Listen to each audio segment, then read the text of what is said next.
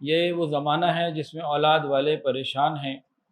بے اولاد اگر پریشان ہیں تو ایک ہی غم ہے کہ اولاد نہیں، لیکن اولاد والوں کے کتنے غم ہیں ان کا شمار کرنا بھی مشکل ہو چکا۔ یعنی وہ والدین جو اپنی اولاد کی تربیت کرنا چاہتے ہیں اور ان کا سکھ اور خوشیاں چاہتے ہیں، تو ان کو کیسا ہونا چاہیے؟ جب چھوٹے بچوں کے دلوں کے اندر اس بات کا احساس پیدا کر دیا جائے میں جہاں ہوں مجھے اللہ دیکھ رہا ہے، تو بہت سارے گناہوں سے وہ بچ جاتے ہیں۔ جب اولاد کی ہر جائز اور ناجائز بات مان لی جائے تو اولاد سیدھی سیدھی ناشکری ہو جاتی ہے۔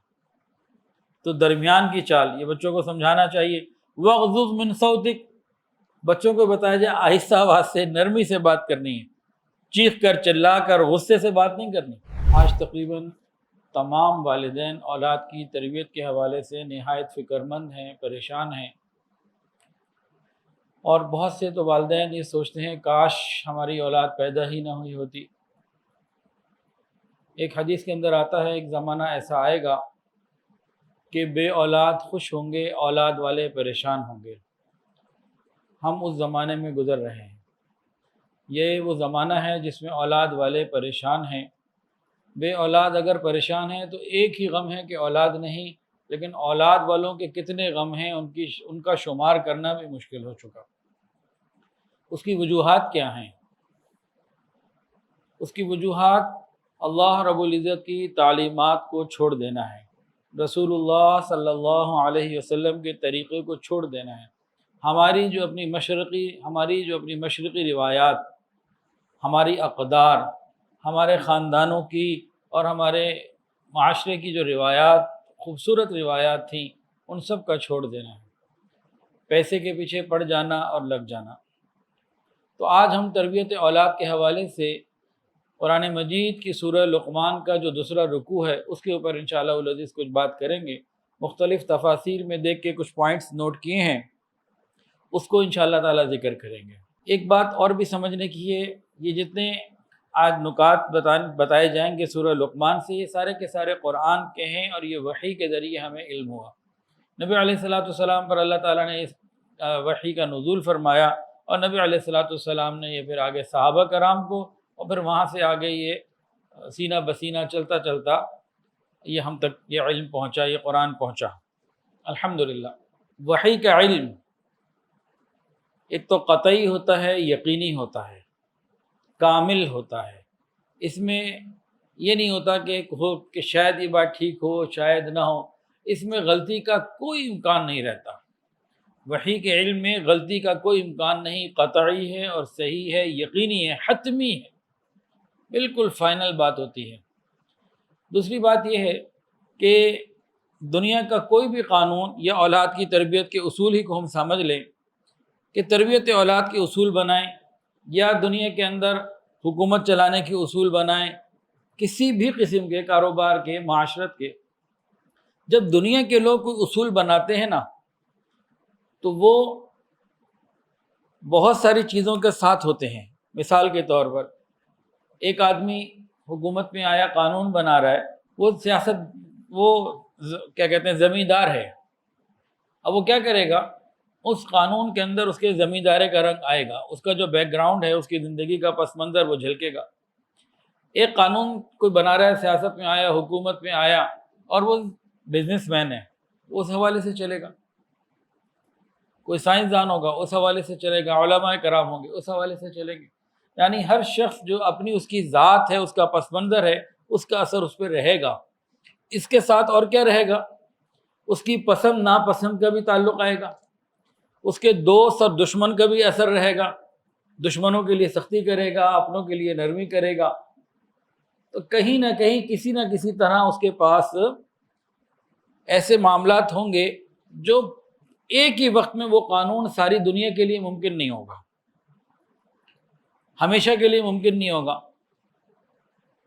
150 سال بعد لوگ جو آئیں گے اس پہ کہیں گے اب یہ قابل عمل نہیں رہا، تو بہت ساری باتیں۔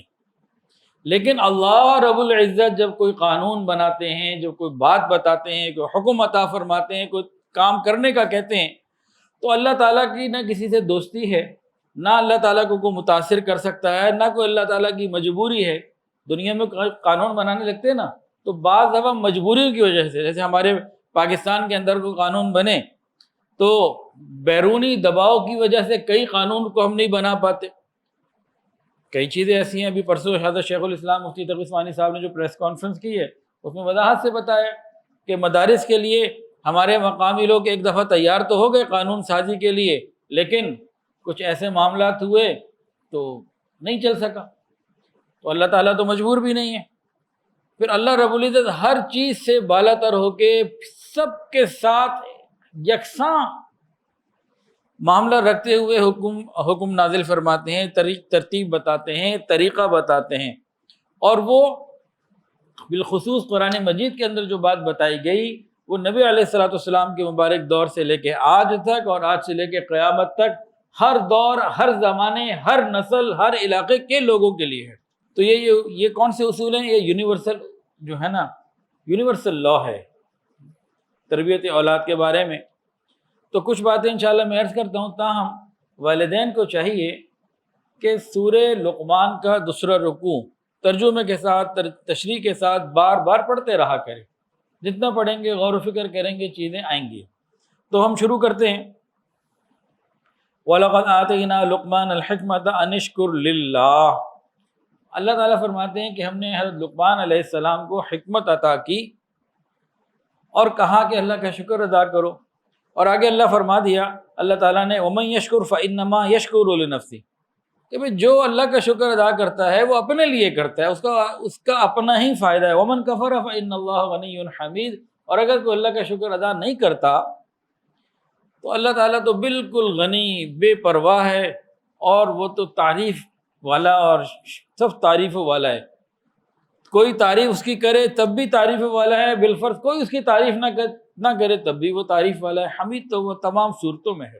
اب اس آیت میں، اس رکوع کی اس پہلی آیت میں حضرت لقمان علیہ السلام کا ذکر کیا گیا جو والد ہیں، یعنی وہ والدین جو اپنی اولاد کی تربیت کرنا چاہتے ہیں اور ان کا سکھ اور خوشیاں چاہتے ہیں. تو ان کو کیسا ہونا چاہیے؟ ان کو حکمت اختیار کرنی چاہیے اور ان کو اللہ تعالیٰ کا شکر گزار ہونا چاہیے.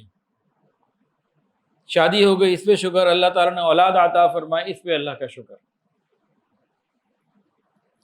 تو والدین کو حکمت کے ساتھ، شکر گزاری کے جذبات کے ساتھ یہ کام کرنا چاہیے. آگے کیا ہے؟ وَإِذْ قَالَ لُقْمَانُ لِابْنِهِ وَهُوَ يَعِظُهُ يَا بُنَيَّ لَا تُشْرِكْ بِاللَّهِ إِنَّ الشِّرْكَ لَظُلْمٌ عَظِيمٌ. حضرت لقمان علیہ السلام نے اپنے بیٹے سے کہا نصیحت کرتے ہوئے، وَهُوَ يَعِظُهُ، نصیحت کی. تو والدین کے اندر حکمت بھی ہو، شکر گزاری کا جذبہ بھی ہو، اور اولاد کو نصیحت کرنے کا جذبہ بھی ہو. مختلف موقعوں پہ مختلف انداز سے حکمت کے ساتھ اچھے وقت میں اولاد کو نصیحت کرنے کا جذبہ بھی ہو. یہ والدین کی اپنی ذمہ داری ہے، بالخصوص والد کی. یہاں ذکر والد کا ہے، حضرت لقمان علیہ السلام والد ہیں. تو آج کل کے والد کی ذمہ داری ہے کہ وہ حکمت کے ساتھ شکر گزاری کے جذبے کو اپنے اندر رکھتے ہوئے اپنے اولاد کی تربیت کرے اور اس کو اچھی باتیں سمجھائے. وَإِذْ قَالَ لُقْمَانُ لِابْنِهِ وَهُوَ يَعِظُهُ يَا بُنَيَّ لَا تُشْرِكْ بِاللَّهِ إِنَّ الشِّرْكَ لَظُلْمٌ عَظِيمٌ. اب سب سے پہلے کس چیز کی تعلیم دے، کس چیز کی تربیت دے؟ شرک سے بچائے.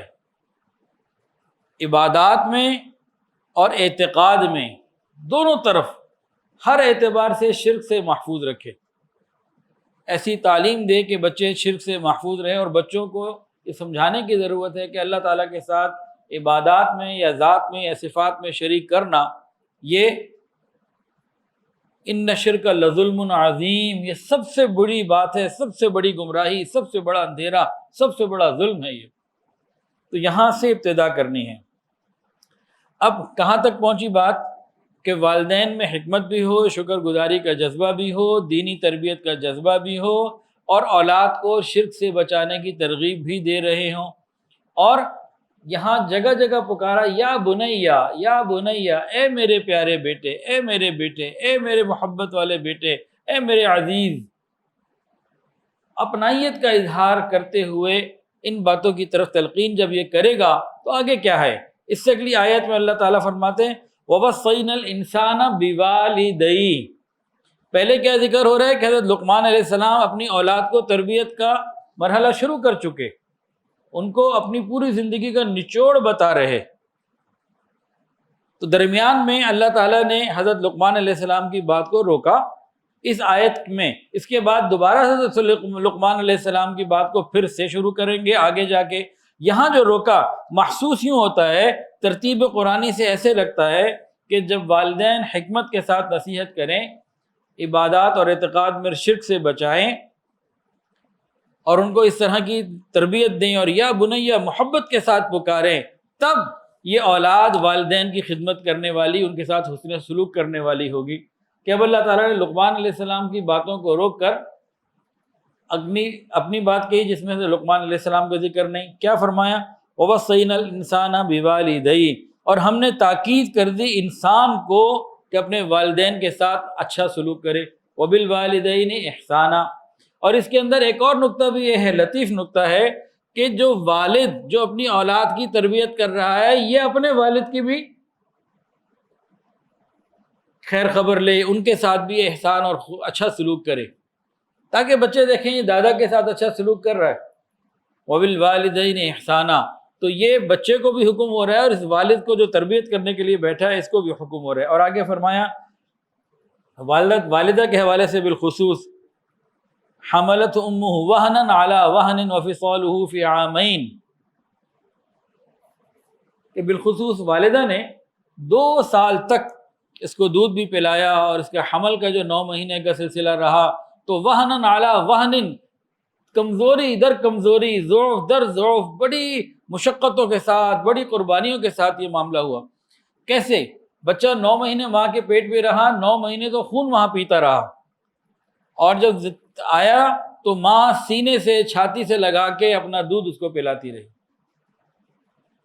تو یہ ساری قربانیاں، اس کے بعد اللہ تعالیٰ نے پھر کیا کہا؟ انشکر لی ولی والدیک، یہاں والد کو اور اولاد کو دونوں کو کہا جا رہا ہے انشکر لی ولی والدیک، دیکھو تم میرا بھی شکر ادا کرو، اپنے والدین کا بھی شکر ادا کرو۔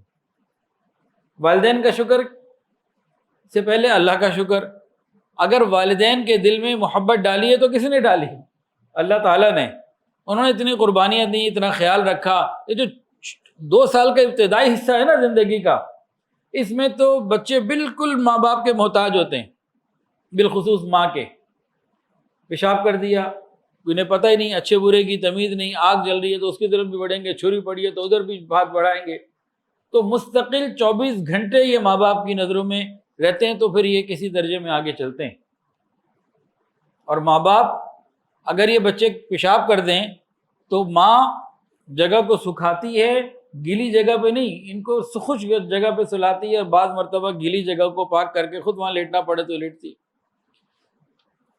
پہلے سلاتی ہے پھر سوتی ہے، پہلے کھلاتی ہے پھر کھاتی ہے۔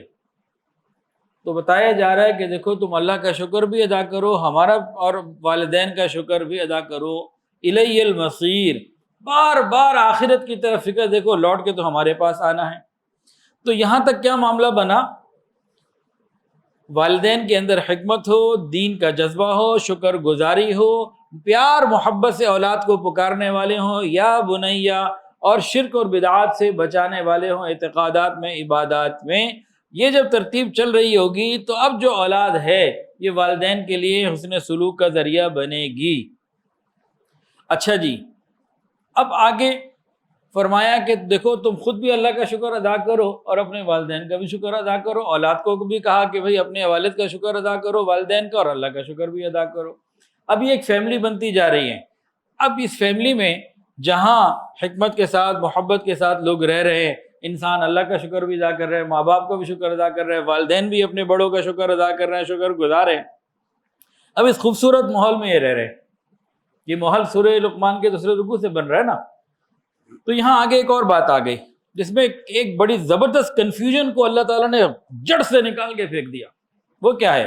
وَإِن جَاهَدَاكَ عَلَىٰ أَن تُشْرِكَ بِي مَا لَيْسَ لَكَ بِهِ عِلْمٌ فَلَا تُطِعْهُمَا، کیا ہے؟ اگر تمہارے والدین تم پر زور دیں نافرمانی اللہ کی کرنے کو، تمہیں بلیک میل کریں، وَإِن جَاهَدَاكَ، تمہارے ساتھ جہاد کریں، یعنی پورا زور لگا دیں. مثال کے طور پر ماں بچی کو کہے پردہ مت کرو، یا لڑکے کو کہا جائے تم داڑھی مت رکھو، یا کسی بھی قسم کی اللہ رب العزت کی نافرمانی. تو بعض مرتبہ اولاد یہ سوچتی ہے کہ والدین کا حکم ماننا تو ضروری. اب والدین کہہ رہے ہیں داڑھی کٹواؤ تو والد کا حکم ماننا تو عبادت ہے، تو داڑھی کٹوانا تو میں والد کے حکم کی وجہ سے کر رہا ہوں تو عبادت ہو جائے گا یا ضروری ہو جائے گا. چلو اسی طرح میاں بیوی کے معاملے میں کئی مرتبہ خاوند کہتا ہے جی پردہ مت کرو، یا کوئی اور ایسی بات. تو یہاں کیا ہوا؟ یہاں یہ بتا رہا ہے کہ دیکھو جب اللہ تعالیٰ اور والدین کے درمیان اس قسم کا معاملہ نوبت یہاں آ جائے کہ یہاں ایک ٹکراؤ کی کیفیت، کانفلکٹ کی کیفیت، یہ ایک ایسی کیفیت بن گئی، تو اب کیا کرنا ہے؟ اللہ تعالیٰ نے خالصتاً فیصلہ کھلا کھلا دے دیا. صرف ترجمہ بھی کوئی پڑھ لے تو سمجھ میں آتی ہے. فلا تطعہما، اب تم نے اپنے والدین کی یہ والی بات نہیں ماننی جس میں وہ اللہ تعالیٰ کی نافرمانی کا کہیں. حدیث کے اندر آتا ہے نا لا طاعت المخلوق فی معصیت الخالق او کما قال علیہ الصلوۃ والسلام، کہ مخلوق کی اطاعت یعنی اولاد کے لیے ماں باپ کی، چھوٹوں کے لیے اپنے امیر کی، بڑے کی، سربراہ کی، بیوی کے لیے خاوند کی اطاعت اللہ رب العزت کی نافرمانی میں بالکل جائز نہیں. والدین کی فرمانبرداری کا حکم کس نے دیا؟ خود اللہ تعالیٰ نے. بڑا مقام عطا کیا، لیکن یہ نہیں کہا کہ ان کا مقام میرے سے بھی بڑھ گیا خدا نخواستہ. تو جب اگر والدین یوں کہیں وَإِن جَاهَدَاكَ عَلَىٰ أَن تُشْرِكَ بِي مَا لَيْسَ لَكَ بِهِ عِلْمٌ فَلَا تُطِعْهُمَا، اگر وہ شرک ایک گناہ بتایا ہے، شرک اگر اس کو عورت حساب سے دیکھا جائے تو أَرَأَيْتَ مَنِ اتَّخَذَ إِلَٰهَهُ هَوَىٰ، خواہشات نفس کے پیچھے پڑنا یہ بھی اس میں شامل ہے کہ جب بھی یہ والدین اگر نافرمانی کا کہیں اللہ اور اس کے رسول کی، تب ان کی بات نہیں ماننی. اچھا یہاں بات آ گئی، ایک فیملی اچھا رہ رہی تھی، ایک دوسرے کا خیال تھا، سب کچھ تھا، اب ٹکراؤ کی کیفیت آ گئی تو حکم آ گیا نہیں خبردار یہ والی بات نہیں ماننی. تو اب کیا کریں؟ اسلام اتنا خوبصورت ہے، اعتدال ہے، ہر چیز کو اس کے وزن پر الگ الگ رکھ کے دیکھتا ہے. یہ نہیں کہ کسی بات کے اوپر کسی سے غصہ آیا یا منع کیا تو ٹوٹل ہر چیز کی نفی نہ.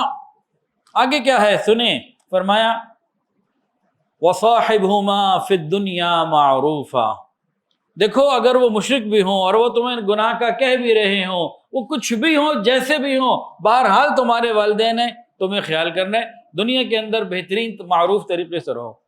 گویا اللہ کی نافرمانی تو نہ کرو، لیکن ان کا کام خیال کوئی چیز ہے جو تم کر سکتے ہو کرتے رہو.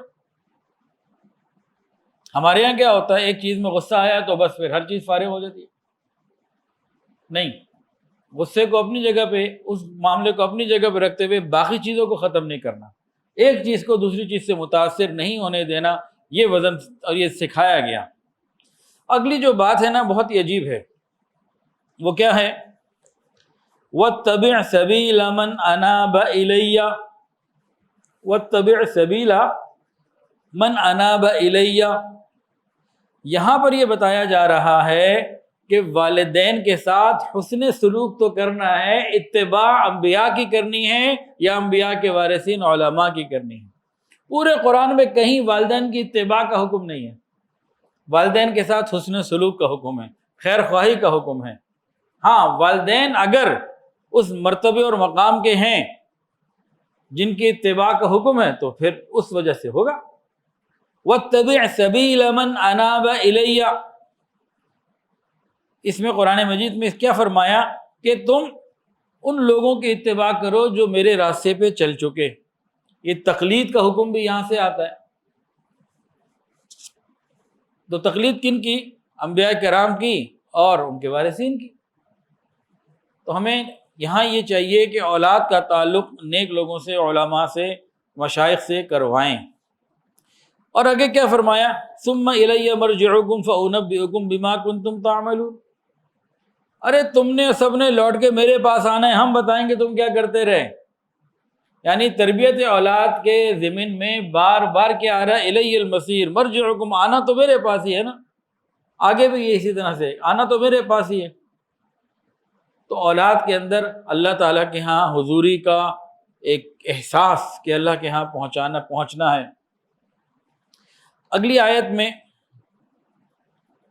5ویں آیت ہے یہ، اس میں اللہ تعالیٰ کی قدرت کو اور قوت کو ظاہر کیا گیا کہ اولاد کے اندر اللہ تعالیٰ کی عظمت، قدرت اور قوت، ان چیزوں کا احساس لے کر آؤ، اور اعمال کو اللہ ہر طرح سے لے کے، اس آیت میں کیا فرمایا اللہ تعالیٰ نے، یا بنی انہا ان تک مثقال حبۃ من خردل فتکن فی صخرۃ او فی السماوات او فی الارض یأتی بها اللہ ان اللہ لطیف خبیر۔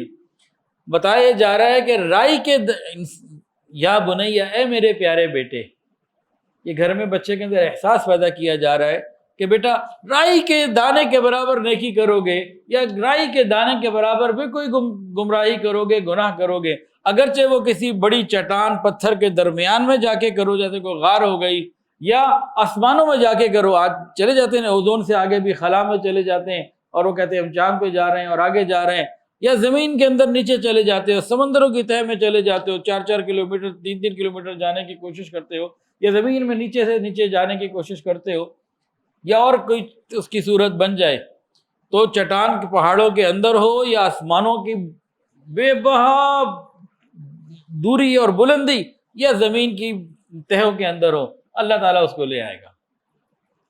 اللہ تعالیٰ ہر چیز کا جاننے والا ہے۔ اگر تم چھپ کے کوئی گناہ کرتے ہو، کسی سے میسج کرتے ہو، رابطہ کرتے ہو، ملاقات کرتے ہو، یہ سب اللہ لے آئے گا۔ جب چھوٹے بچوں کے دلوں کے اندر اس بات کا احساس پیدا کر دیا جائے میں جہاں ہوں مجھے اللہ دیکھ رہا ہے، تو بہت سارے گناہوں سے وہ بچ جاتے ہیں۔ اور آگے مزید احکامات بتائے تربیت کے لیے۔ اگلی آیت میں جو 6ٹھی آیت ہے، کیا فرمایا، یا بنیا، اے میرے پیارے بیٹے، بار بار یا بنیا یا بنیا، اے پیارے بیٹے، اقیم الصلاۃ، نماز کو قائم کرو۔ نماز پڑھنے کا حکم نہیں ہے، ہمارے ہاں ہم لوگ نماز پڑھتے ہیں، قائم کرنے والے بہت کم ہیں۔ باجماعت پڑھنا، خشوع خضوع سے پڑھنا، توجہ کے ساتھ پڑھنا، پابندی سے پڑھنا، پتہ ہم کیا پڑھ رہے ہیں، تو اس کی کئی چیزیں ہیں۔ ہر نماز کو اس کے وقت پر ادا کرنا، اوروں کو بھی اس کی دعوت دینا، تو یہ ساری چیزیں مختلف طریقوں سے مل کے ایک نماز کو قائم کرنے کی کیفیت میں آتی ہیں۔ تو گھر کے اندر جب یہ ماحول ہو نماز کی پابندی کا، قائم کرنے کا، تو پھر آگے آسانیاں ہوتی ہیں۔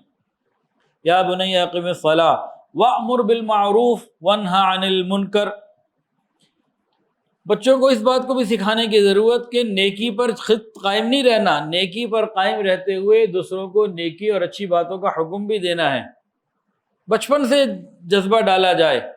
وانہی عن المنکر، دیکھو گناہوں سے خود بھی بچنا ہے، لوگوں کو بھی بچانا ہے۔ یہاں خود بچنے کا حکم پہلے نہیں آ رہا نا شروع میں، اس طریقے سے دوسروں کو بچانا ہے کہ جب پاکیزہ ماحول ہے تو پھر بچنا ہی بچنا ہے۔ تو گناہوں سے لوگوں کو بچانا بھی ہے، فکر بھی کرنی ہے، امر بالمعروف اور نہی عن المنکر، یہ دونوں کام کرنے ہیں۔ اچھا، اس نماز کے آگے نہیں فرمایا، یہاں پہ کیا فرمایا کہ جب تم لوگوں کو نیکی کا حکم دو گے، گناہوں سے بچنے کی بات کرو گے، تو وَاصْبِرْ عَلَىٰ مَا أَصَابَكَ، اب یہاں پہ کیا ہے، یہاں برداشت کرنا پڑے گا۔ جب ہم کسی کو خیر کی بات کرتے ہیں نا، تو اگلا سے کوئی جملہ وہ سننے کو مل سکتا ہے، گناہ سے روکتے ہیں تو اگلا بندے کی ناراضگی ہو سکتی ہے، لوگ تنگ کر سکتے ہیں۔ آج بھی کافر کو، باطل کو ہماری نمازوں سے کوئی فرق نہیں پڑتا، جتنی مرضی نمازیں پڑھتے رہیں، ہم لوگوں کے ساتھ، والدین کے ساتھ خیر خواہی کرتے رہیں، انہیں کوئی فرق نہیں پڑتا۔ امر بالمعروف اور نہی عن المنکر، جب دین کی بات کی جاتی ہے، دعوت دی جاتی ہے، تب مسئلہ بنتا ہے، تب رکاوٹیں آتی ہیں۔ نبی علیہ السلام 40 سال مکے میں رہے، کسی نے کچھ نہیں کہا، صادق اور امین، جیسے ہی دعوت دینی شروع کی تکلیفیں آنی شروع ہو گئیں۔ تو یہ ذہن مزاج شروع سے جب بنایا جائے کہ خود بھی نیکی کرنی ہے، لوگوں کو نیکی کی دعوت بھی دینی ہے، گناہوں سے ہی بچانا ہے، اور دیکھو بچوں جب یہ کرو گے تو تکلیفیں آئیں گی، تو وَاصْبِرْ عَلَىٰ مَا أَصَابَكَ، اور آگے ترغیب دینی ہے، إِنَّ ذَلِكَ مِنْ عَزْمِ الْأُمُورِ، یہ ہیں بڑے بڑے کام، یہ ہیں شیروں والے کام، یہ ہے اصل کام، یہ ہے صحابہ کرام والے کام۔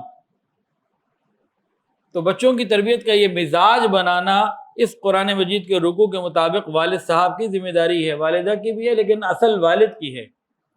تو آج کل کے والد یہ ذمہ داریاں نہیں نبھا رہے، جس کی وجہ سے پریشان ہیں۔ آج مجھے ایک واٹس ایپ آیا،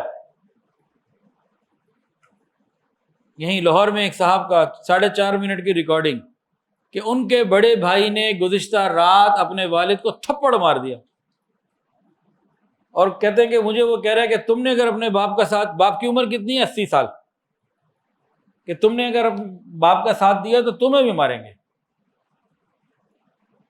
جائیداد کا جھگڑا، 80 سال کے بوڑھے باپ کو تھپڑ مار دیا۔ کہیں کوئی تربیت میں کمی ہو، ممکن ہے ایسا معاملہ بھی؟ جب بچوں کا مزاج شروع سے بنایا جائے گا، گھر کا ماحول، تو بڑی آسانی ہوگی۔ تو بہرحال ان ذالک من عزم الامور۔ آگے کچھ اور احکامات دیے حضرت، احکامات نہیں، کچھ اور نصیحتیں حضرت لقمان علیہ السلام نے اپنے بیٹے کو کی۔ وہ کیا نصیحتیں تھیں؟ ولا تصعر خدک للناس۔ پہلی بات تو یہ کہ لوگوں کے سامنے گال پھلا پھلا کے نہ ملا کرو، منہ نہ پھیر لیا کرو، رخ نہ پھیر لیا کرو، بلکہ محبت کے ساتھ، سکون کے ساتھ، نرمی کے ساتھ ملا کرو۔ ولا تمشی فی الارض مرحا۔ اور زمین کے اوپر اترا کے نہیں چلنا چاہیے، چلنے میں کیسی شان ہو، وقار کے ساتھ چل، تیز چلنا۔ ایک ہے نا واک وغیرہ کرنا، وہ الگ بات ہے، روٹین کے اندر ایسا تیز چلنا، خود بھی گر سکتے ہیں، کسی سے ٹکرا بھی سکتے ہیں، یا اتنا آہستہ چلنا وہ بھی منع۔ ایک مناسب رفتار ہونی چاہیے۔ اور اسی کے اندر صحابہ کرام فرماتے ہیں کہ ہمیں یہودیوں کی طرح چلنے سے بھی منع کیا جاتا تھا، وہ خاص انداز سے چلتے تھے، تو چلنے میں بھی یہود کی مشابہت نہیں کرنی، غیروں کی مشابہت نہیں کرنی، پاک دامنی حیا والی چال ہو، ایک مناسب چال ہو۔ آگے فرمایا ان اللہ لا یحب کل مختال فخور، کہ اللہ رب العزت بالکل پسند نہیں کرتے اترانے والے کو، اپنی شیخیاں بگاڑنے والے کو، اپنی بڑائیاں بیان کرنے والے کو، اللہ تعالیٰ کو یہ پسند نہیں ہے۔ تو یہ بچوں کو سمجھایا جا رہا ہے کہ تم نے اپنی شیخیاں نہیں بگاڑنی، اور یہ سب کچھ اللہ تعالیٰ کو پسند نہیں ہے۔ شروع سے ہی اللہ کی محبت کا کانسیپٹ اندر ڈال دیا جائے، دیکھو بیٹا یہ کرو گے، یہ اللہ کو پسند نہیں ہے، یہ اللہ تعالیٰ کو پسند نہیں ہے۔ اولاد کی آنکھوں کے سامنے، ماں باپ کی آنکھوں کے سامنے اولاد ہر وقت نہیں رہ سکتی، لیکن اللہ تعالیٰ کے سامنے ہر وقت ہے۔ جب ماں باپ اولاد کے اندر یہ خیال پیدا کر دیں گے کہ اللہ ہمیں دیکھ رہا ہے، ہر وقت دیکھ رہا ہے، اور یہ خیال ہو کہ بھئی یہ کام ہمیں اس لیے نہیں کرنا کہ اللہ تعالیٰ کو پسند نہیں، تو یہ احساس اس کو دنیا میں ہر جگہ گناہوں سے محفوظ رکھے گا۔ ان اللہ لا یحب کل مختال فخور۔ آخری آیت میں اس رکوع کی 2 حکم اور دیے، اور دو حکم دیے، ایک مثال دی، 2 نصیحتیں کی اور ایک مثال دی۔ 2 نصیحتیں کون سی ہیں جو لقمان علیہ السلام نے اس آخری آیت میں کی؟ وَاقْصِدْ فِي مَشِيكَ وَاغْضُضْ مِنْ صَوْتِكَ، اور مثال کون سی ہے؟ إِنَّ أَنْكَرَ الْأَصْوَاتِ لَصَوْتُ الْحَمِيرِ، یہ مثال ہے۔ وَاقْصِدْ فِي مَشِيكَ، کہ اپنی چال کے اندر نرمی پیدا کرو، اعتدال کے ساتھ چلنا۔ وَاقْصِدْ فِي مَشِيكَ، بیچ کی چال چلنا۔ زندگی کے ہر معاملے میں، ہر جگہ، ہر مقام پر کوئی فیصلہ کرنا ہو، کوئی کام کرنا ہو، ہر چیز میں درمیانی اور اعتدال کی میانہ روی۔ وَالَّذِينَ إِذَا أَنفَقُوا لَمْ يُسْرِفُوا وَلَمْ يَقْتُرُوا وَكَانَ بَيْنَ ذَلِكَ قَوَامًا، 19ویں سے بارے میں، کہ تربیت اولاد کے باب میں والدین خرچ کرنا چاہیں، ان کو لگژریز دینا چاہیں، فیسلٹیز دینا چاہیں، جبکہ والدین کے بعد خوب ہو، تب کیا حکم ہے؟ اعتدال کی چال، درمیانی۔ بہت زیادہ کر دیں گے اولاد ناشکری ہو جائے گی۔ جب اولاد کی ہر جائز اور ناجائز بات مان لی جائے تو اولاد سیدھی سیدھی ناشکری ہو جاتی۔ تو درمیان کی چال یہ بچوں کو سمجھانا چاہیے۔ وَاغْضُضْ مِنْ صَوْتِكَ، بچوں کو بتایا جائے آہستہ آواز سے، نرمی سے بات کرنی ہے، چیخ کر، چلا کر، غصے سے بات نہیں کرنی۔ یہ سب تربیت اولاد کے وہ اصول ہیں جو حضرت لقمان علیہ السلام نے اپنی اولاد کو کیے، اپنے بیٹے کو کیے، اور اللہ تعالیٰ نے اس کو نقل فرمایا۔ اور اس آخری آیت میں مثال بھی ہے، مثالیں پہلے بھی تھیں، یہاں بھی ہے وَاقْصِدْ فِي مَشِيكَ وَاغْضُضْ مِنْ صَوْتِكَ، بیٹا بیچ کی چال، اعتدال کی، میانہ روی کی چال اختیار کرو، اپنی آواز کو نیچے رکھا کرو۔ إِنَّ أَنْكَرَ الْأَصْوَاتِ لَصَوْتُ الْحَمِيرِ، اگر بات ہے نا بڑی آواز کی، تو بہت بڑی آواز تو پھر گدھے کی ہوتی ہے، لیکن بڑی بری آواز ہے۔ تو اس پورے رکوع کے اندر اسلوب کیا مل رہا کہ نرمی سے، پیار سے، محبت سے والدین، بالخصوص والد، اپنی ذمہ داریوں کو نبھائے۔ آج کا کا والد عام طور سے اپنی ذمہ داریوں کو نہیں نبھا رہا، سب کچھ ماں پہ ڈالا ہوتا ہے کہ جی تم کرو، بچے میرے ہیں، تربیت تم نے کرنی ہے، میں نے نہیں کرنی، میرے پاس ٹائم ہی نہیں۔ تو یہ چیز بالکل مناسب نہیں۔ اب حضرت لقمان علیہ السلام کی یہ حکمت بھری باتیں ہم نے سن لی تربیت اولاد کے حوالے سے، تو حضرت لقمان علیہ السلام نبی نہیں ہیں، جمہور قول کے مطابق حضرت لقمان علیہ السلام نبی نہیں ہیں، اور اللہ تعالیٰ کے ولی ہیں، حکمت اللہ نے عطا فرمائی تھی۔ ایک مرتبہ لقمان علیہ السلام لوگوں میں بیٹھے بات کر رہے تھے، اور بہت بڑا مجمع تھا، لوگ ان کی باتیں سن رہے تھے، تو گزرا سامنے سے، کہا تم وہی نہیں ہو جو جنگلوں میں بکریاں چراتے تھے، غلام سے تھے، کیا تھے، آج تمہیں مقام کیسے مل گیا؟ تو حضرت لقمان علیہ السلام نے فرمایا تمہیں بھی مل سکتا ہے۔ تو حضرت لقمان علیہ السلام نے 10 ایسی باتیں بتائیں، فرمایا کہ اگر تم ان کو اختیار کر لو تو جو حکمت مجھے ملی اللہ اس میں سے تمہیں بھی حصہ عطا فرما دے گا۔ تو یہ حکمت بہت بڑی نعمت ہے، جس کو حکمت مل گئی اس کو بڑی نعمت مل گئی۔ اللہ تعالیٰ کی بہت بڑی بڑی نعمتوں میں سے ایک بڑی نعمت کیا ہے؟ حکمت۔ اللہ جسے چاہتا ہے عطا فرما دیتا ہے۔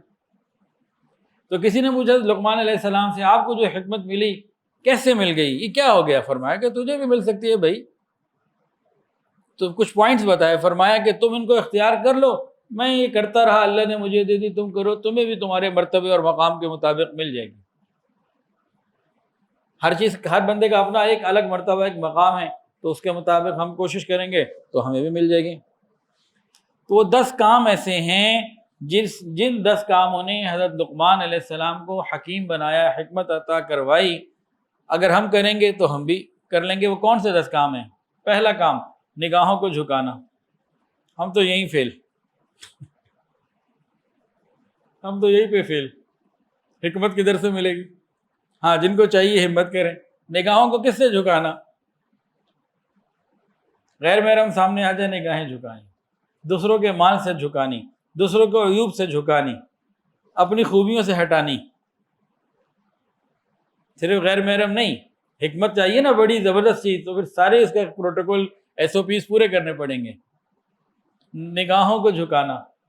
دوسری بات زبان کو بند رکھنا۔ کیا مطلب؟ غیر ضروری باتیں نہیں کرنی، جھوٹ سے، غیبت سے بچنا، زبان کو بند رکھنا۔ تیسری بات حلال روزی پر قناعت کرنا، حرام سے بچنا یعنی۔ چوتھی بات اپنی شرمگاہ کی حفاظت کرنا۔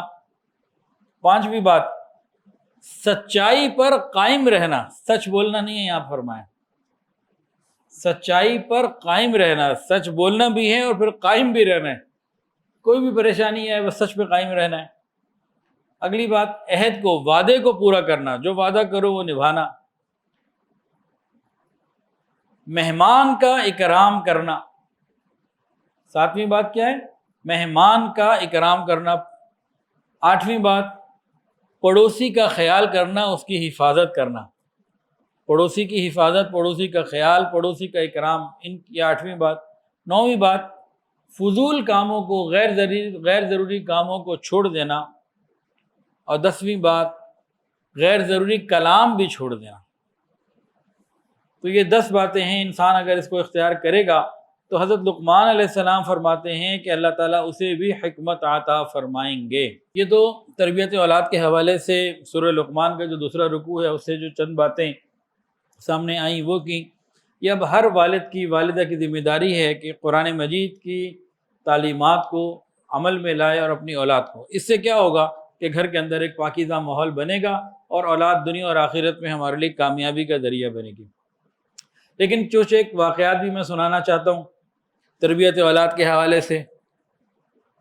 میں بھی جب بیان تیار کر رہا تھا تو میں نے بیگم صاحبہ سے کہا، میں نے کہا بھائی کوئی واقعہ سناؤ اپنی والدہ کا یا اپنے والد صاحب کا، یعنی میرے سسر کا یا ساس کا۔ تو انہوں نے ایک واقعہ سنایا، کہنے لگی کہ ہم چھوٹے تھے، کہنے لگے میں بہت چھوٹی تھی، بس مجھے کچھ اس طرح سے چیزیں یاد ہیں جو مجھے بعد میں پوری پتہ لگیں۔ تو میرے ابو 4 مہینے کے لیے گئے ہوئے تھے جماعت میں، پیچھے سے بڑے بھائی جو ہے نا 1-2 مل کے وہ گھر میں ٹی وی لے آئے، امی نے منع بھی کیا لیکن امی کو بہلا پھسلا کے گھر میں ٹی وی آ گیا. وہ خیر ان کے وقت پورا ہوا جتنا بھی تھا 4 مہینے کا، کیا وہ آئے دیکھا گھر میں ٹی وی ہے، کسی کو کچھ نہیں کہا. اب ان کے ذہن میں تھا، بڑے بھائیوں کے ذہن میں، کہ ابو نے آ گئے اب ہمیں ڈانٹ بھی پڑ سکتی ہے، کوئی ایکشن لیں گے، کیا کریں گے. کچھ نہیں کہا. اور 4-5 دن بعد ایک دن صبح پتہ یہ لگا کہ امی نے کہا کہ ٹی وی کوئی لے گیا. اس انداز سے کہا، اس طرز میں کہا، خوف کے ساتھ اور اس کے ساتھ کہ بس جیسے کوئی چور لے گیا. نہیں کہا چور لے گیا، جھوٹ بھی نہیں بولا. یہ کہتے ہیں نا چور لے گیا تو یہ جھوٹ ہو جاتا. اس انداز سے کہا کہ ہم سب یہ بہن بھائی یہ سمجھے کہ چور لے گیا. اور ٹی وی کی بات تھی، والد صاحب سے بات کرنے کی بھی ہمت بھی نہیں تھی، اور چور بھی لے گیا تو بس ختم ہو گئی بات. تو کہتی ہیں کہ 5-7 سال بعد صفائی کرتے ہوئے اوپر کی گیلری میں وہ نظر آ گیا، گھر میں ہی پڑا ہوا تھا. تو حکمت کے ساتھ کام کر لیا انہوں نے. اچھا، اپنے زمانے کے حساب، پھر جب بیگم نے مجھے بھی سنایا نا، میں نے کہا بات بہت اچھی ہے. اس زمانے کے جو بچے تھے اور اس زمانے کی جو نسل تھی، اس کے حوالے سے تو پرفیکٹ انہوں نے اپنے عمل کو اختیار کیا. لیکن آج کل کے زمانے میں اگر کوئی باپ جا کے یہ کہہ دے نا تو بچوں نے تو اس کو اتنی جلدی ماننا نہیں. تو میں نے ایک لطیفہ سنایا. میں نے کہا بھئی ایک کیا کہتے ہیں پوتا نہ کوئی چیز لے کر آیا تو 100 روپے کی چھوٹی سی کوئی چیز لایا. تو دادا نے کہا ہمارے زمانے میں تو 100 روپے میں اتنا سامان آ جاتا تھا. تو پوتے نے کہا اب نہیں ملے گا، اب کیمرے لگے ہوتے ہیں. اب کیمرے لگے ہوتے ہیں، اب کیسے آپ تو اٹھا کے لے آئیں گے. تو نے کہا آج کل کا معاملہ کچھ اور ہے. تو آج کل کے حوالے سے بہرحال جن کو اللہ نے اولاد دی ہے، جب وہ فکر کرتے ہیں اللہ دلوں میں ڈالتے ہیں. میں نے اپنی والدہ سے کئی باتیں سنی. میری والدہ یہ اور خالہ اور ماموں ملا کے نا یہ 12 لوگ تھے. نانا نانی 14. کرکٹ ٹیم میں بھی 11 ہوتے ہیں. یہ تو ماشاء اللہ 14 تھے. دو کیا کہتے ہیں امپائر بھی اور 12واں کھلاڑی بھی. تو 14 کی ایک پوری زبردست جو ہے نا وہ تعداد ہے ماشاء اللہ. تو امی بتاتی تھیں، اللہ تعالیٰ ان کی مغفرت فرمائے، 27 جولائی کو آج سے چند دن پہلے ان کا انتقال ہوا تھا 2003 کو. تو ابھی 2021 سال ہو گئے، اللہ ان کی مغفرت فرمائے. تو کہتے ہیں ہم 14 لوگ ہوتے تھے، 12 بہن بھائی اور امی ابو. ہم اپنے ابو کو یعنی کہ ہمارے نانا کو کچھ بھی کہتی، یہ بچے کچھ بھی کہتے ہیں بھئی آج سیر کے لیے جانا ہے، یا آج فلانی خواہش، کوئی فرمائش، کوئی چیز. بچوں کی فرمائشیں والدین سے ہر وقت ہوتی ہیں، بہت ہوتی ہیں. تو ان کی اکثر ایک بات ہوتی تھی، ٹھیک ہے یہ کام ہم کریں گے. اس زمانے میں تانگے ہوتے تھے، اس طرح کی چیزیں نہیں ہوتی تھیں بہت زیادہ. تو اس زمانے کے حساب سے کہیں جانا ہے، اچھا جی ٹھیک ہے چلتے ہیں. کوئی بھی کام ہے، پکنک پہ جانا ہے، کچھ بھی کرنا ہے، تو شرط کیا ہوتی تھی ہمارے نانا کی، چلو بھائی سب بیٹھو 3 مرتبہ قرآن مجید پورا کر لو، 2 مرتبہ قرآن مجید پورا کر لو. اب 14 لوگ جب بیٹھیں گے، سب کو قرآن پڑھنا آتا ہوگا، تو قرآن مجید 2 سپارے پڑھے تو 28 سپارے 40 منٹ میں پورے ہو گئے. 1 گھنٹے میں ایک قرآن تو معمولی بات ہوتی تھی. تو 1 گھنٹہ 2 گھنٹہ وہ قرآن پڑھتے اور 2 یا 3 قرآن پاک پورے کیے جاتے. 14 لوگ جب بیٹھیں گے اور پڑھیں گے، جن کو پڑھنا آتا بھی ہے تو بڑی آرام سے ہو جاتا تھا. تو یہ ان کی شرط ہوتی تھی، گویا یہ قیمت ہوتی تھی. ٹھیک ہے آپ کو سیر کرائیں گے لیکن آپ ہماری یہ بات مانیں.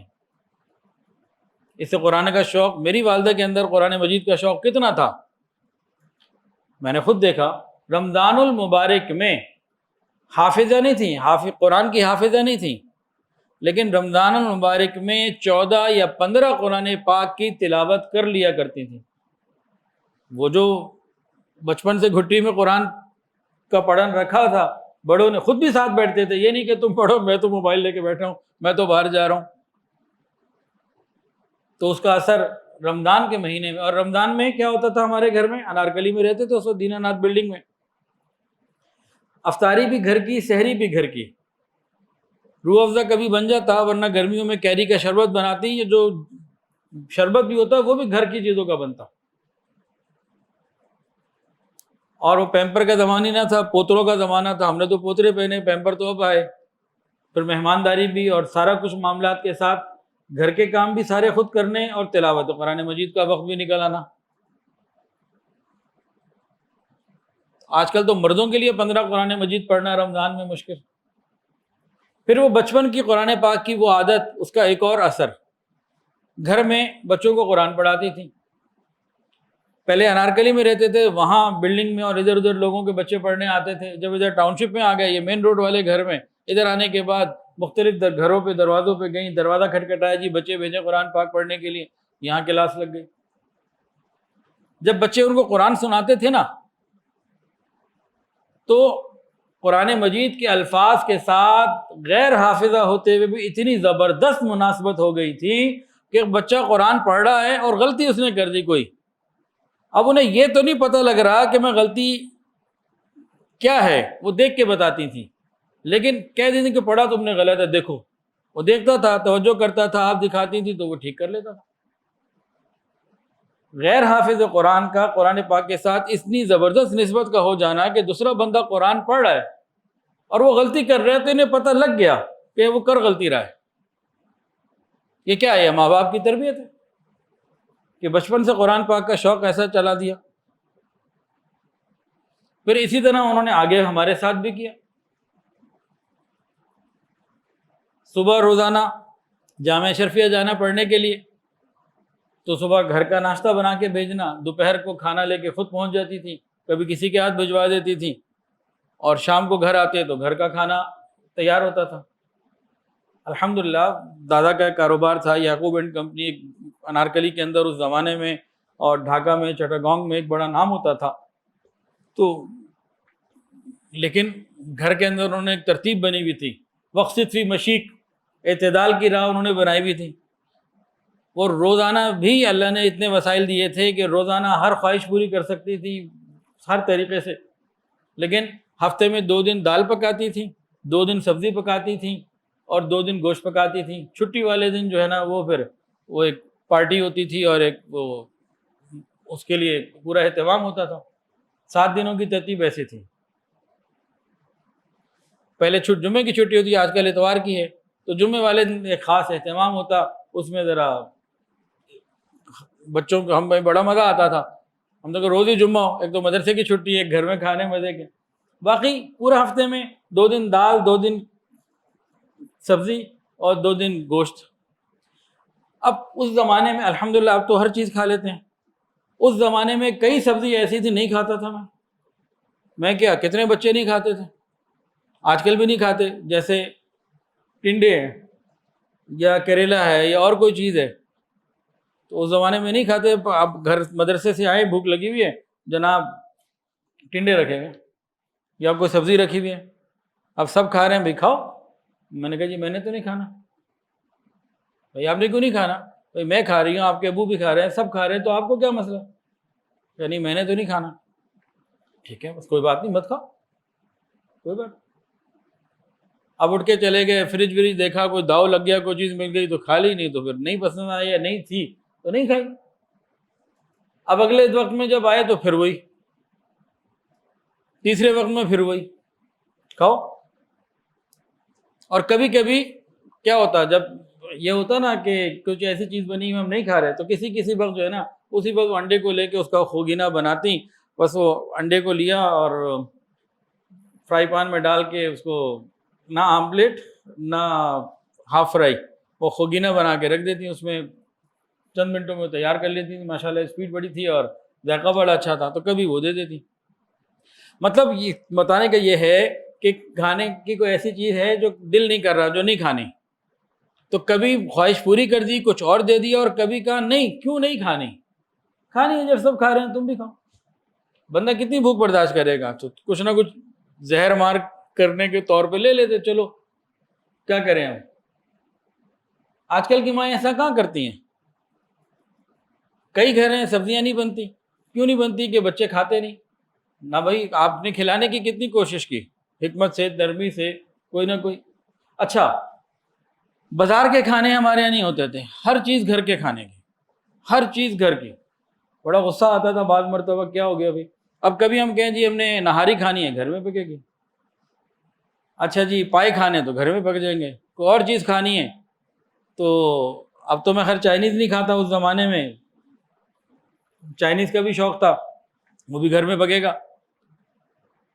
اور پھر غصہ آتا باربیکیو تو بازار سے ہی آئے گا نا، وہ گھر میں کیسے بنے گا؟ وہ کہتے اچھا ٹھہر جاؤ، مہینے 2 مہینے بعد 4 مہینے بعد پھر اہتمام کرتی تو باربیکیو بھی گھر میں بنا دیں۔ کہ بازار کے کھانوں سے بچنا ہے۔ صرف چھٹی والے دن، جمعے والے دن اتنی اجازت ہوتی تھی فجر میں، صبح کے ناشتے میں، کہ وہ انارکلی میں تلوال والی مسجد کے آگے وہ امام دین یا کیا نام تھا اس کا، پوڑی والا، آٹے کی پوڑی، وہ آتی تھی، تو وہ تھیلی میں پوڑیاں دے دیتا تھا، اور ایک بڑا سا پتا ہوتا تھا، اس پتے کے اندر جو ہے نا وہ ترکاری ڈال کے دے دیا کرتے تھے۔ اب تو خیر وہ اتنا پتا رہا، اب تو سب شاپر اور دوسری چیزیں آ گئی، تو اس طریقے کی چیزیں ہوتی تھیں۔ ایک دن کیا ہوا، صبح کے وقت امی نے پوچھا ابراہیم عشاء پڑھ لی تھی؟ چپ، کوئی جواب نہیں دیا۔ مجھے پتہ لگ گیا کہ جواب کیا ہے، آپ کو بھی پتہ لگ گیا ہوگا۔ پوچھا ابراہیم رات کو عشاء پڑھ لی تھی؟ میں چپ ہوں۔ تو مجھے ایک دعا دی انہوں نے، ایک تو انہوں نے یہ کہا تمہیں نیند کیسے آ جاتی ہے بغیر نماز پڑھے؟ مجھے تو یہ سمجھ میں نہیں آ رہی کہ مسلمان ہو، نماز جو ہے وہ نہ پڑھے اور اس کو نیند آ جائے، یہ کیسے ہو سکتے ہے؟ مجھے سمجھ میں نہیں آتی تمہاری بات۔ اور پھر دعا دی کہ اللہ کرے کہ نماز پڑھے بغیر تمہیں نیند ہی نہ آیا کرے، جس دن عشاء کی نماز نہ پڑھو تمہیں نیند ہی نہ آیا کرے۔ اس طرح کی اور کئی باتیں بھی ہیں۔ اور والد صاحب اس زمانے میں 15 سال کا تھا تقریباً، قرآن مجید حفظ کر لیا، اور میٹرک کی تیاری اور چیزیں چل رہی تھی، تو دادا دکان پہ لے گئے ہال روڈ پہ، پہلے اس زمانے میں جاپان الیکٹرانکس نام تھا، جس کا نام نیشنل الیکٹرانکس، دکان پہ لے گئے، اور پھر باقی پڑھائی وہیں پہ ہوئی۔ تو دکان کے سامنے نا گاڑیاں کھڑی ہو جاتی تھی، راستہ بند ہو جاتا تھا، لوگ کر جاتے تھے، خیال نہیں کرتے۔ تو ایک دفعہ دادا آئے ہوئے تھے کراچی سے، تو مجھے کہنے لگے کہ ابراہیم یہاں پہ نا کوئی چیز رکھو، کوئی ایسا اسٹینڈ ہو، کوئی چیز ہو، دکان کے آگے رکھی رہے، تو پھر رات کو اندر رکھ لی، پھر دن میں باہر رکھ لی، تاکہ جگہ کھلی رہے۔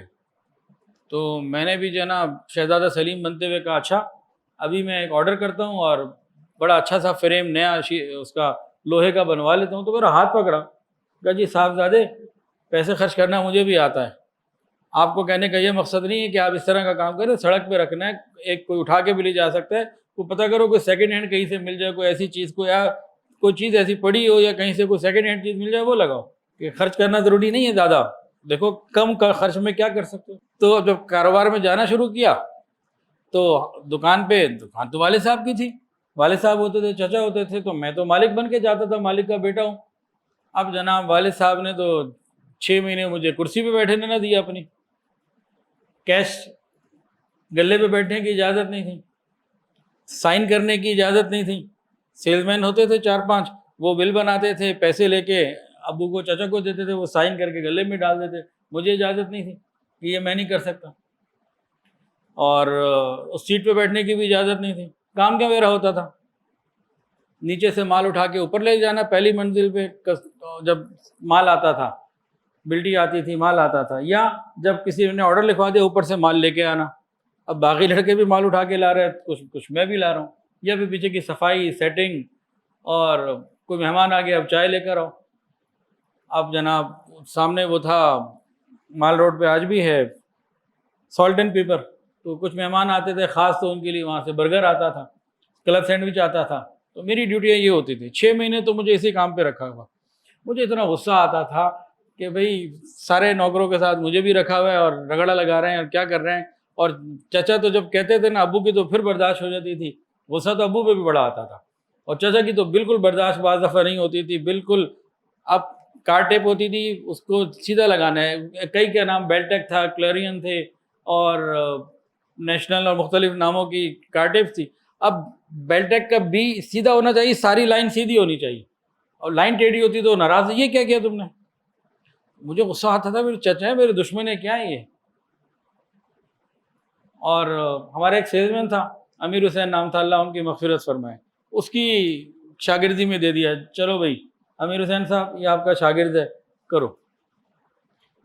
اب وہ جناب 6 مہینے کے بعد جو ہے نا اس بات کی اجازت ملی کہ ہاں اب آپ کرسی پہ بیٹھ، اچھا صفائی اور سارے کام، در شیشے کو تالے کھولنے، بند کرنے، شٹر گرانا تو اس کی لائنیں لگانی، لائنیں کھولنی، وہ سارے کام جو لڑکے کرتے تھے، سارے کام جو ہے نا وہ ابو نے اور چچا نے کروائے۔ اچھا 6 مہینے کے بعد پھر اس میں نا نرمی آنی شروع ہوئی، لیکن وہ نرمی نے ایک نیا چینج لے لیا۔ اب امیر حسین صاحب کے ساتھ مجھے بھیجا، آدھا پاکستان میں نے ان کے ساتھ وزٹ کیا، کیا کے پی کے، کیا پنجاب اور پتہ نہیں کہاں کہاں، کوئی 30-40 شہروں میں میرا وزٹ اس زمانے میں ہی ہو گیا، ادھر بھی جانا ادھر بھی جانا۔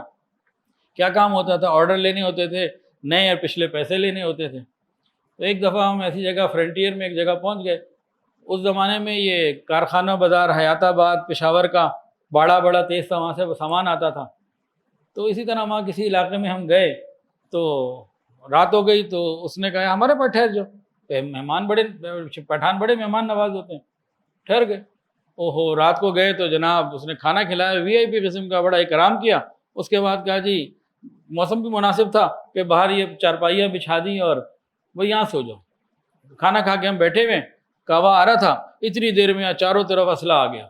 انہوں نے اپنے دروازے بند کیے اور پتہ نہیں کیا کیا، اور 5-7 قسم کی پستولیں گنے وہ انہوں نے رکھی ہوئی۔ تو ڈر گیا یار، زندگی میں پہلی دفعہ دیکھی تھی، یہ کیا ہو رہا ہے؟ انہوں نے کہا ہمارا تو یہ روٹین ہے، کوئی مسئلہ نہیں، آپ پریشان نہ ہو۔ تو وہاں ساری رات ڈرتے ہوئے گزاری، اور یہ والے لطیفے بھی تو سنے ہوئے تھے نا۔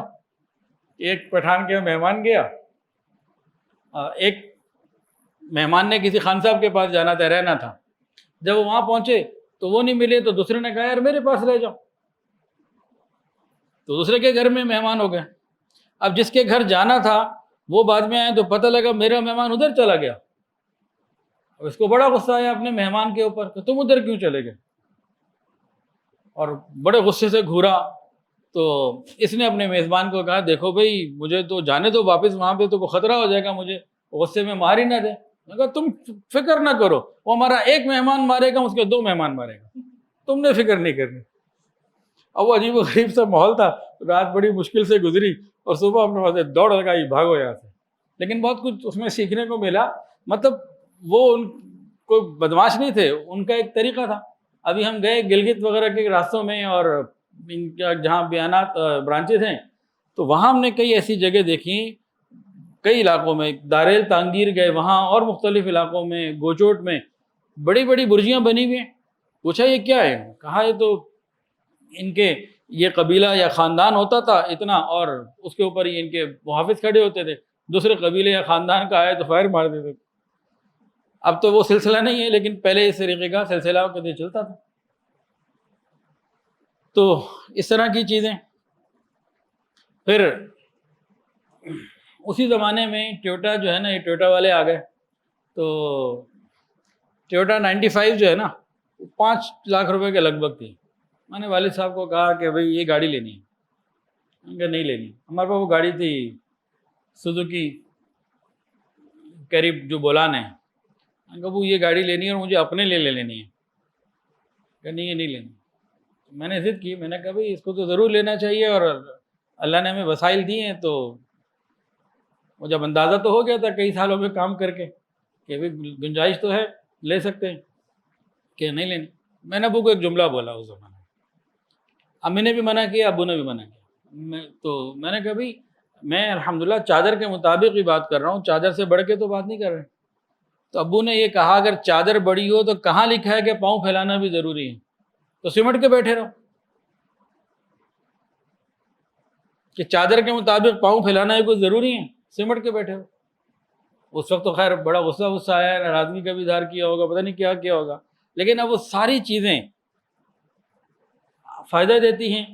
1995 میں والد صاحب نے شالمی کی دکان خرید کے دی، جاؤ بھی جو کرنا ہے اب کام کرو۔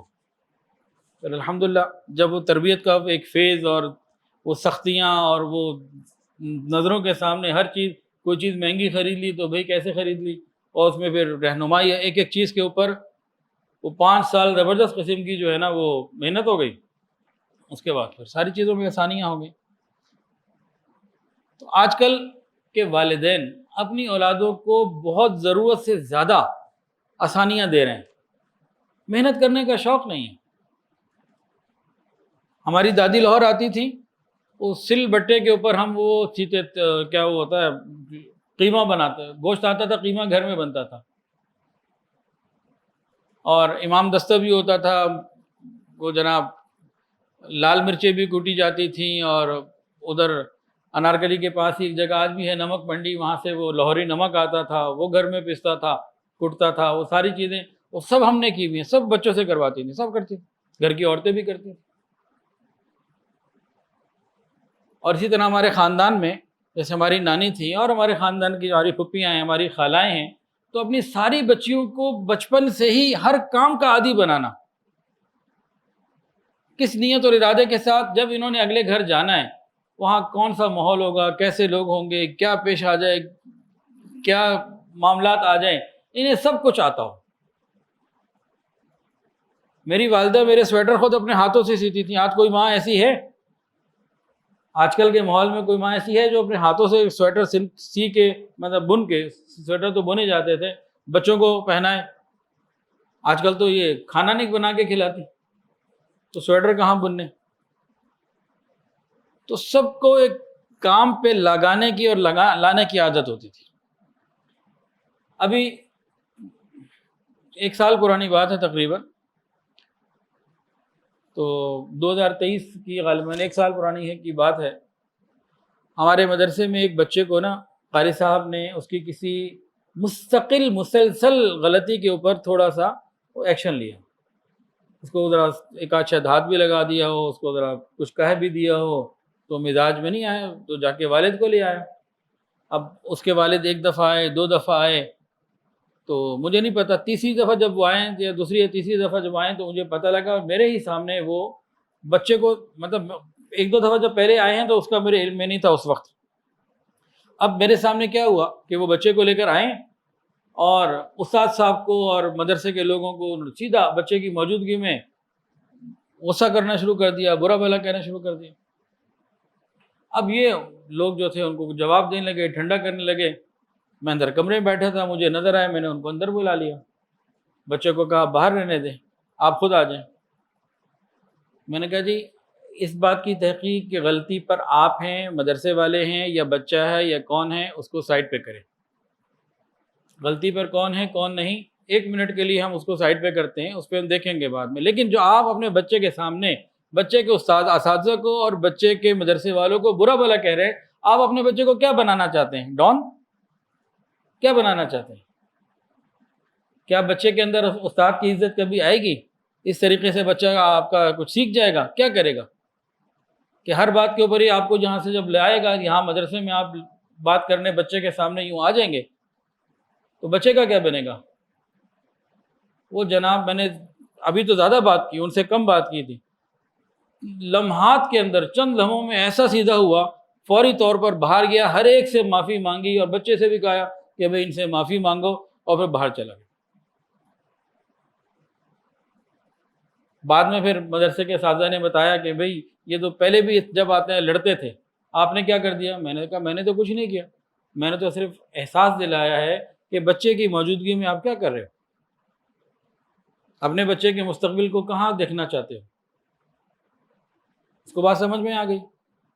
مجھے یاد ہے میرے والد صاحب جامعہ شرفیہ مجھے قاری صاحب کے پاس لے جاتے تھے، قاری صدیق صاحب رحمۃ اللہ علیہ، ان کا انتقال ہو گیا، اللہ ان کی مغفرت فرمائے، تو کیا کہتے تھے؟ گوشت آپ کا ہڈیاں ہماری، گوشت آپ کا ہڈیاں ہماری۔ اس کا یہ مطلب نہیں تھا قاری صاحب کو مارتے تھے، مطلب بچوں کو بتا دیا بھئی اب کرنا ہے، تم نے یہ کام پورا کرنا ہے۔ پہلے بچیوں کو جب والدین جو ہے وہ رخصت کرتے تھے شادی کے موقع پہ، کیا کہتے تھے؟ ڈولی جا رہی ہے اس گھر پہ، اب یہاں سے جنازہ اٹھے گا تمہارا، اس گھر سے تمہاری ڈولی جا رہی ہے، اور جس گھر میں ڈولی جا رہی ہے اس گھر سے تمہارا جنازہ اٹھنا۔ کوئی شے نہیں دیتے تھے، اپنے معاملات کو صبر سے، شکر سے، خدمت سے، عاجزی سے، حکمت سے آپس میں طے کرو، اور اس کو ہینڈل کرنا سیکھو۔ اور آج کل جو طلاقیں ہو رہی ہیں اس کی بہت ساری وجوہات ہیں، اس میں ایک وجہ ماں باپ کا شے دینا ہے۔ ماں باپ ایک جملہ بولتے ہیں، تمہاری 2 روٹیاں ہمیں بھاری نہیں ہیں، تمہاری 2 روٹیاں ہم پہ بھاری نہیں ہیں۔ اتنا زہر بھرا جملہ ہے، یہ بچی کی زندگی کو تباہ کر دیتا ہے۔